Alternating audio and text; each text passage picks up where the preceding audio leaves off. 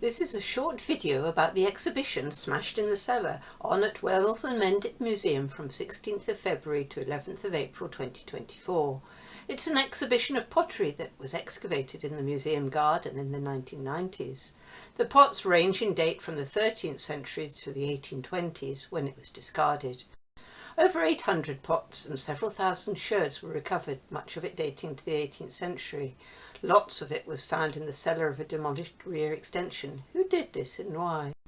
It's spine-tingling to think that every single pot in the exhibition was chosen by the people who lived in this house and were used by them. First, the context. The excavations in the back garden were led by Chris Hawkes and Simon Olney and had to be carried out as a condition of building a new store and lecture theatre. Here's a general view and plan of the site. The disused cellar from which most of the pot was retrieved is marked in red at the top of left-hand corner of the picture.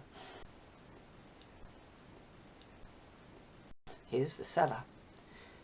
Experts David Dawson, Linda Iveson and Teresa Hall have been studying the pottery since 2014, and there's still a lot more to do. Here's a selection of the material that was recovered in the excavations from that lovely big 14th century storage jar at the back, a small sgraffito chamber pot to Chinese export porcelain. It's important to remember that the full range of objects used in a household were not recovered. Only unwanted, low-value, damaged things would have been thrown away. The rest would have been kept or sold. This tall baluster jug, made in Bristol in the 13th century, came out of a cesspit on the right-hand side of the garden. The earliest pottery is this small black handle from a 6th to 5th century BC Greek kylex or drinking vessel. How did it get to Wells?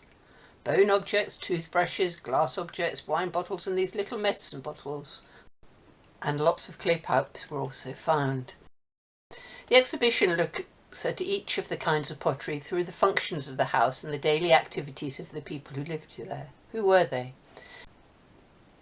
The house was built to house cathedral dignitaries in the 13th century. By the 17th century it was in secular hands. The first person we know a lot about is Edward Spencer, and it is his unwanted pottery that we believe was found in the cellar.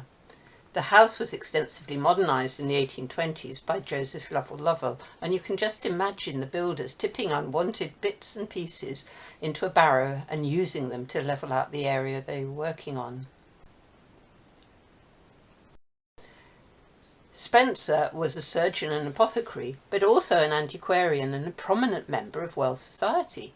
He served as mayor twice, but overreached himself and was declared bankrupt in 1816, the date he moved out of Cathedral Green, and Lovell took over. His assets were sold to pay his debts. Is the pottery in the cellar the stuff that couldn't be sold and no one wanted? Turning now to the pots and gardening, the first of the household activities we'll consider. There's a long back garden at the back of Wells and Mendip Museum, and lots of flower pots and saucers were recovered. In the 18th century, growing ornamental flowers in pots was very common, as these two illustrations show. One is the garden of St James's Place in Bristol. The flower pots were locally made in the East Somerset potteries at Tredoxhill, Nunney and Wanstrow, and slightly further afield at Firwood in Dorset. We also found these fragments of a blue and white Delftware tulip pot and saucer. Gardening, and particularly flowers and ornamentals, was the lady of the house's responsibility, with gardeners doing the heavy work, a tradition that is charmingly captured in this picture by Jean-Etienne Lyotard. This jug is particularly intriguing. It has been repurposed as a bird nesting box, perhaps to trap songbirds as pets, or even for the pot. It's had a hole pierced in the bottom to allow the birds in. And here we've got a tile of just such a contraption in action. Food storage and preparation in the kitchen was, of course, a very important activity for the family as well as the servants to feed. This engraving shows various activities of an 18th century household, from preserving to beekeeping, making bread and so on. A whole range of kitchen and larder pots was recovered from the cellar. For example, this slip-decorated storage jar and a rare double-decker apple roaster.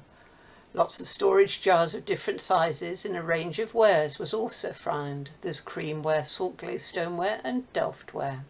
Remember, these were the predecessors of the plastic and glass jars we use today. They would have been used for preserves, pickles and jams, fruit and vegetables stored for the winter. This was, of course, the days before the days of convenience stores and deep freezes. Preserving things was an important part of the household economy. And here we see some large pans for these purposes. A salting pan, a cheese strainer made at the Verwood potteries in Dorset, a bread crock, and lots of large general purpose mixing, storage and settling pans. You'll notice how complete all the pots are, and that was one of the amazing things about the pottery from the cellar. They clearly were just all thrown out. We have simply to retrieve the pieces and glue them back together, several thousand of them. As you can imagine, it has taken us a lot of time.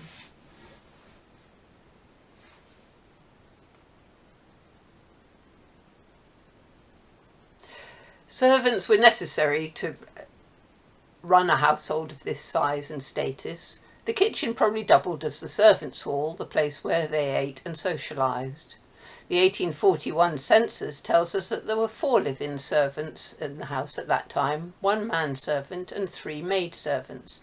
Their number would have been increased by day staff, and others may have lived over the stable block at the rear of the garden.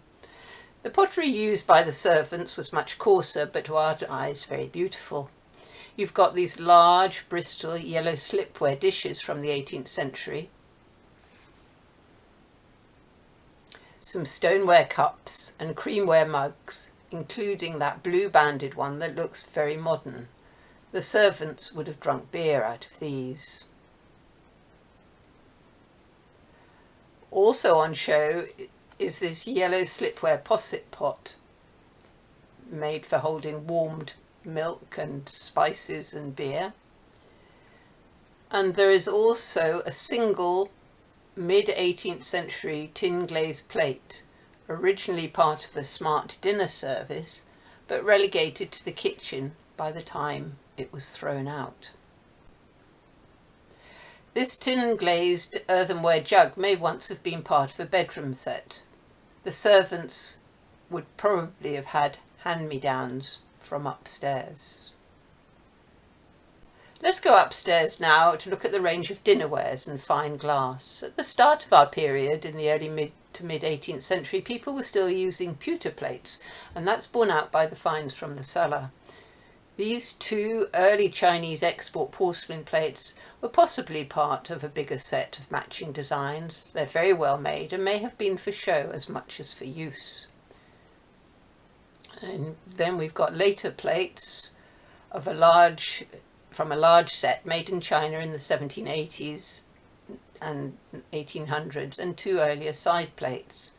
Chinese export porcelain gradually gave way to these creamware plates as British manufacturers in Staffordshire, Bristol and Yorkshire developed their wares.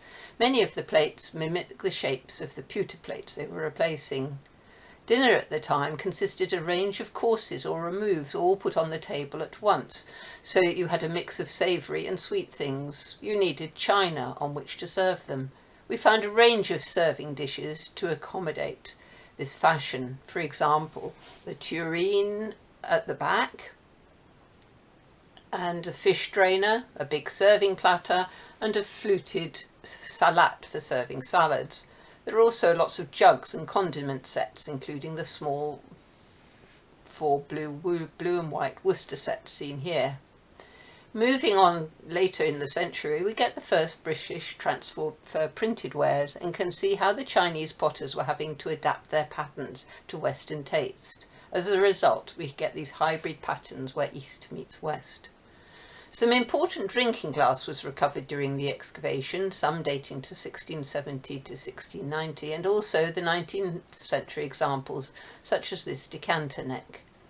This earthenware wine cooler made by Spode is a novel find. We're looking at the table of a well-to-do family, the middling sort as they were called at the time. the sort of family who adopted the fashion for taking tea, which developed during the 18th century. This is a picture of the ship Taunton Castle, which was owned by a consortium of tea importers based in Taunton and made several journeys to China to import tea and other luxuries. The Chinese export porcelain from the Cellar shows the changes in style over the course of the 18th century, with the increasing influence of Western taste and competition from Eastern manufacture. We've got the very early and exclusive pieces like these brown Batavian bowls, which would have originally been enamelled in London and have been luxury purchases. The later bowls are larger.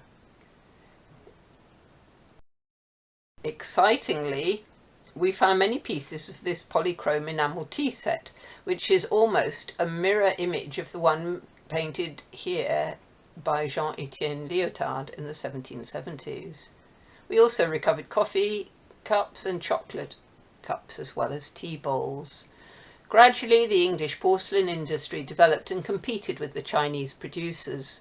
Here we've got a hand-painted Worcester tea bowl and a transfer-printed pearlware slop bowl, as well as a Bow porcelain cup and some early British transfer-printed tea sets. This is the most complete teapot we found, which is surprising considering all the cups that were recovered. Dating to the 1810s, this one must have been almost new when it was thrown into the cellar. Most likely the family used metal teapots. Some of the most charming finds of all were these children's tea sets, and this is inscribed creamware mug, which we speculate might have belonged to Edward Spencer. As today, toys replicate adult paraphernalia.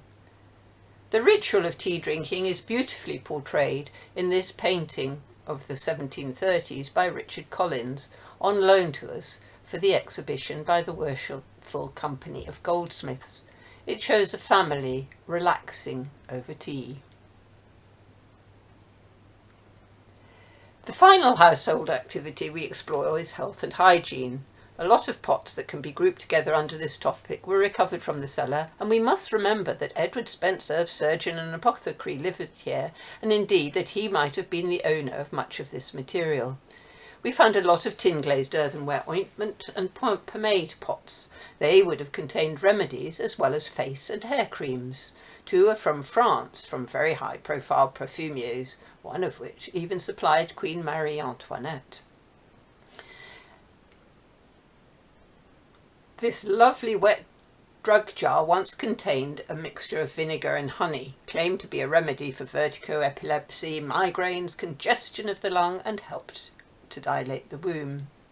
There are also toothbrushes, a knit comb and hairbrushes, as well as these little perfume bottles. Two of the brushes are stamped with the names of dentists in Bath. Chamber pots of all wares and sizes also figure large in the finds, and we identified at least two bedroom sets, such as this tin-glazed earthenware one, and a small creamware stool pot, which would have sat in a mahogany stool like a commode.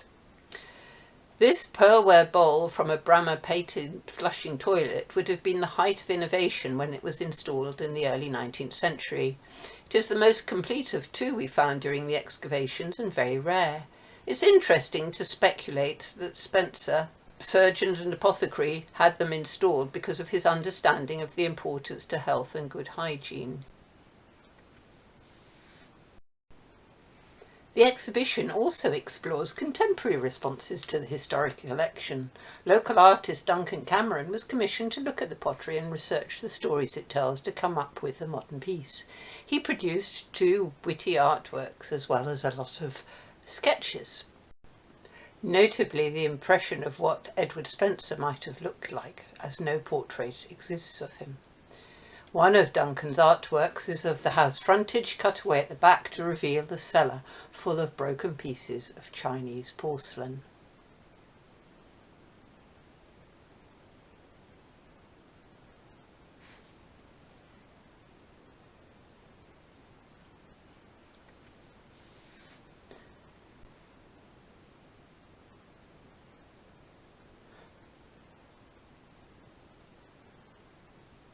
The other is of an East Indiaman braving the waves, its hold full of Chinese export porcelain. Duncan also worked with 2 local healthcare charities, Heads Up and the Lawrence Centre. We took original ceramics out for members, clients and staff to look at and talked about decoration and depicting Somerset to people overseas. Participants enthusiastically and skillfully painted plates and tiles with their chosen motifs. We also talked about breaking and value. Some participants were brave enough to break their artworks and mended them afterwards. Others preferred to keep them whole. A good time was had by all, and it's great to have their works exhibited at the museum. And I'm sure you'll agree that the great talent that was displayed. At the end of the exhibition, the historic pots will go back into store and these pieces will be returned to their makers. A few of the pots will remain on show in the Wells City galleries at the museum. Some members of the exhibition team are now turning their attention to writing up and publishing the excavation and the pottery so that the story of this fascinating collection can be shared more widely.